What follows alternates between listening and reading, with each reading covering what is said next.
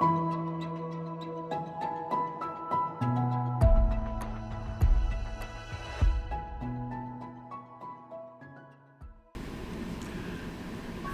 to Windload.solutions. So what we're going to do in this video is show how to use the program. Once you get your account, you'll have the Windload calculator here, and just make sure that that's clicked. It'll be underlined to show that that's the section that you're in. So there it is. And depending upon which program you have, it'll be whichever version. Most popular at the moment is a 722. You will get rejected by the permit department if you do not use this, at least in the state of Florida, for 100% for sure. So in this one, there's signs as the combo. There's the signs and footers. We're going to do an example here for the windows, doors, shutters, and roofs program. These other files are your roof diagrams that you can also find in your ASCE book, as well as the velocity maps. But we're going to go straight to the program. The B and W means black and white, so if you use CAD and want to put it in your CAD drawings, this is the version you want to use. This is the color version, which we'll use here. Again, it's the same program, it's just one's color, one's black and white. Alright, now you'll find that this will go pretty quick. So when it pops up, it will ask if you want to view it as read-only, and you want to make edits. You don't want it to be read-only, so and you want to save it most likely, so go ahead and hit edit anyway. If you hit read-only, then you could have issues making edits. So the first one, design wind speed. If you hold your cursor over any of these that have red tick marks, you'll see that there's notes that help guide you through the program. But we're going to walk through everything here. Design wind speed, so click in here, you'll get a pull down box. Nominal or ultimate. Ultimate is what's provided on the velocity maps. Nominal is a reduction of 40%.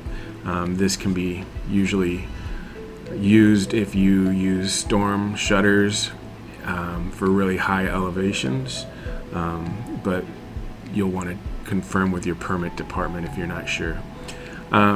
Here we have the velocity, so this will be in miles per hour. So if you're not sure, you can go to those velocity maps, or you can click on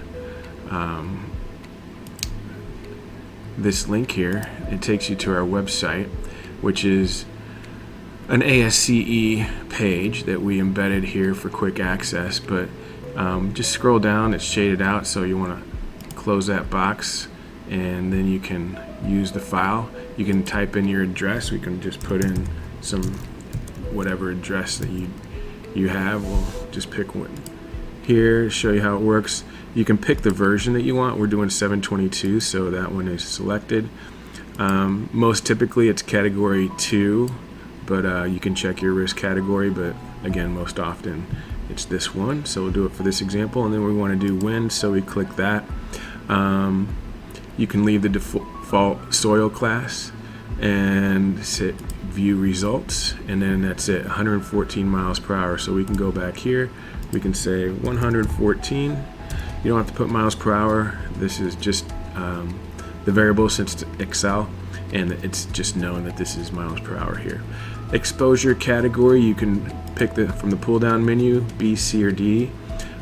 Typically it's B. D is if you're right on the water. B is more residential type of area.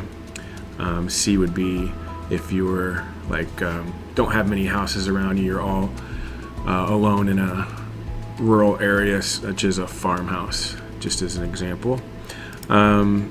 Enclosure, for the most part, you have enclosed, so we'll pick that one. There's partially enclosed, open, and partially open. Open building would be like a picnic table area with a roof, and all sides are open. Partially enclosed is, you're going to have at least one opening, and partially opening you may have like one wall. So here we'll go ahead and pick enclosed, typical structure. Height above ground, you only do this if it's raised above the ground, such as a structure that's near water, that water can pass through the bottom, if it's on pier piles or something like that. So you can leave it blank, or you can enter 0 if you want. We're going to leave it blank. The width and length of your home or structure, so we'll just enter it here. Scroll down.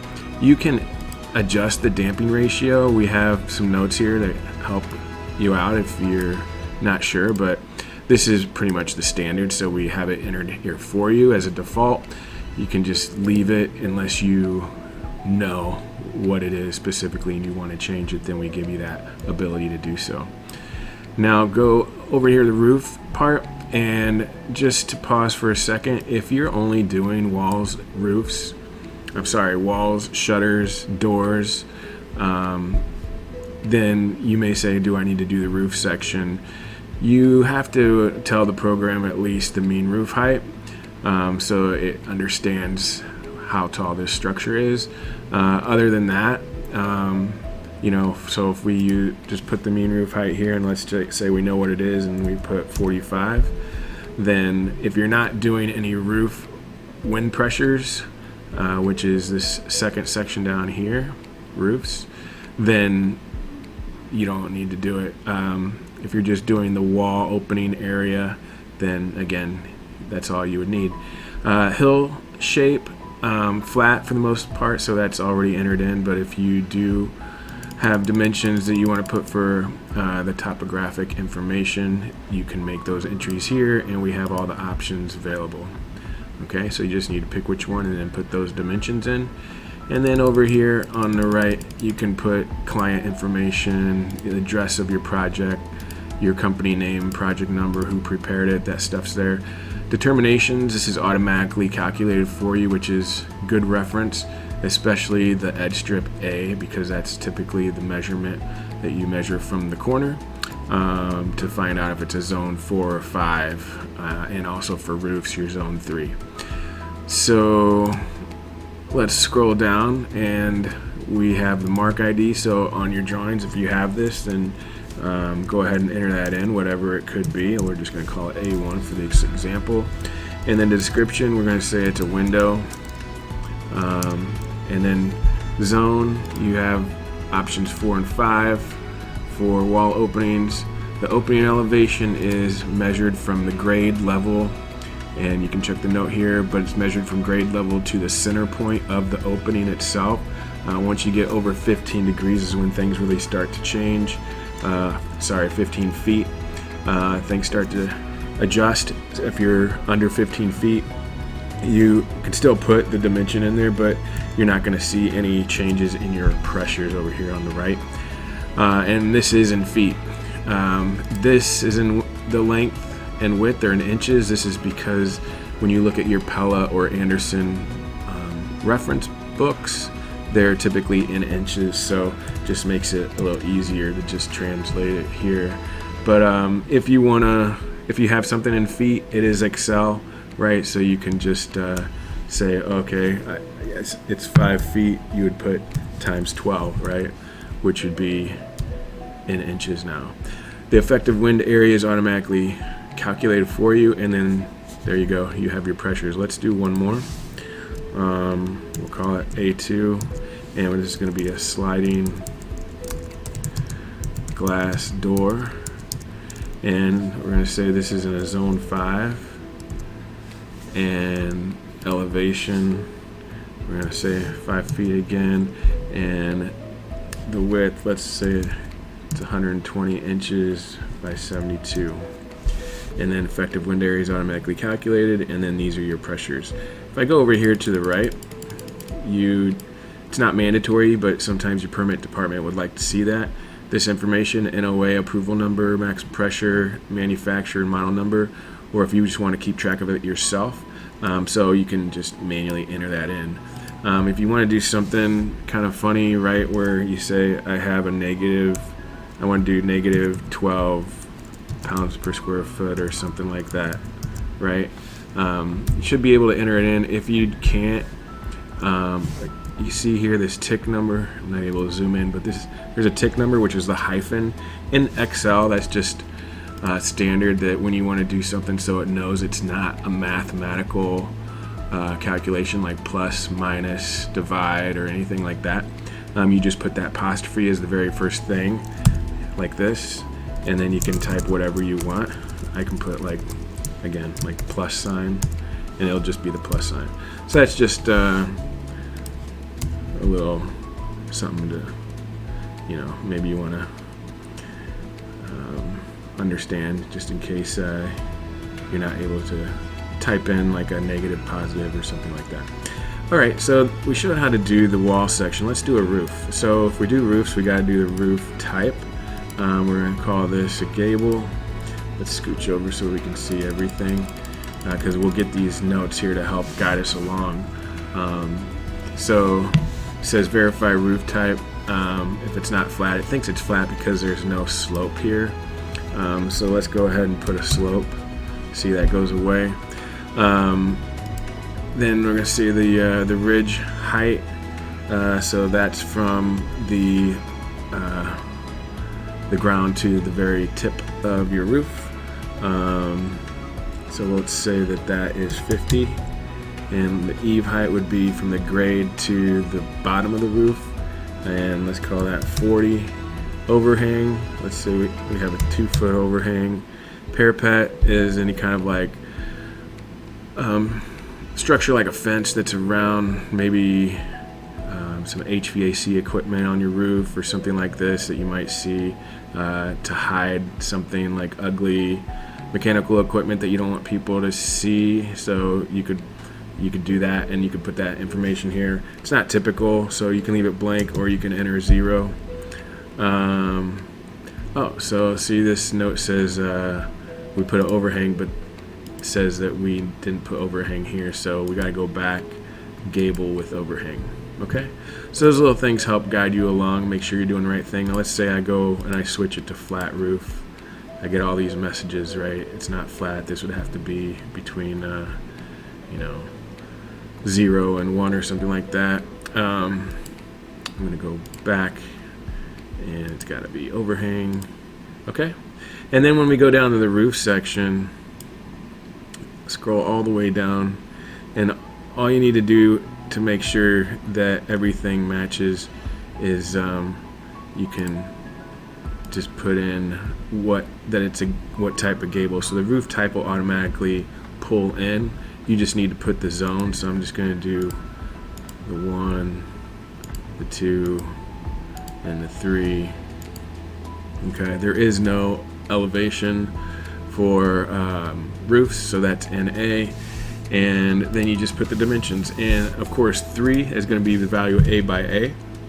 So we're going to go up to this, and it's A, right? And it's also Excel, so what we could also do is we can get a little crafty. We could say equals, and then we go up here and we go to our determinations, and we just select it, hit enter, and there you go, right?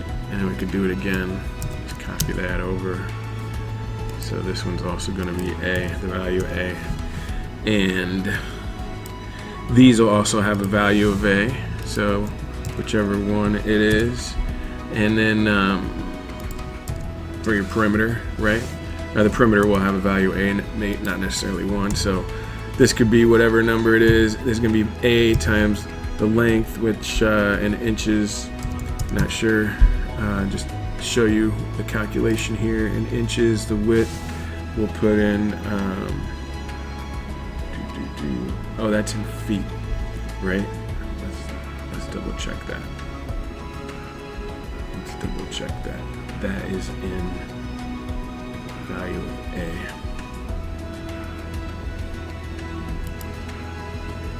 is in feet, so we have to do, this is in inches. So we're going to do this divided by 12. Same here. This divided by 12. Oops. Okay. Or sorry, times 12. That's silly. Okay. Times 12. All right, so there's the value in inches, and then here, whatever it is, right? And then effective wind area in square feet, and there are your pressures automatically done for you. And again, if you want to do the NOA information, it's all there. And that's it. That's all you have to do for the program, and everything is automatically calculated. Then there's other tabs at the bottom. So what these are variables that are in the formulas for wind loads, and you can verify yourself with these by checking these values, or if you're asked for them, you can provide them. There have been times where the permit departments have requested this information, which is why we have it available. They want the mean roof height and the actual exposure. So and then if this adjusts, right, it won't be exactly this. So if this is 40, we can show, for example, let's say it's 47.35, something weird, right? So it adjusts and it interpolates. And then these are just to help you out with dimensions should you have any topo that you want to put in. So this, you don't have to go back to the book, you can reference it here.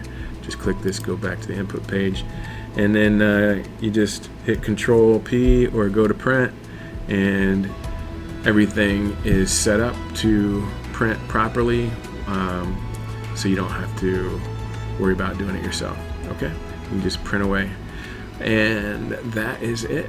If there's any questions, please let us know. Thank you.